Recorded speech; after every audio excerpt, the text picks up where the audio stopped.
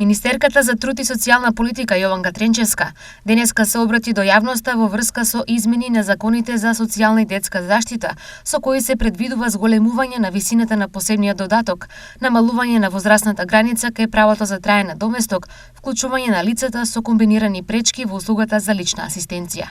Со овие измени ние ја зголемивме висината на посебниот додаток за 15% за сите три подвидови на корисници.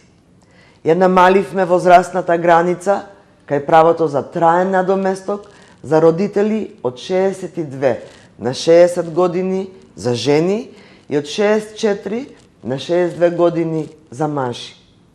Во услугата за лична асистенција, која опфаќа индивидуална помош и подршка за лица од 6 до 65 годишна возраст, ги вклучивме и лицата со комбинирани пречки.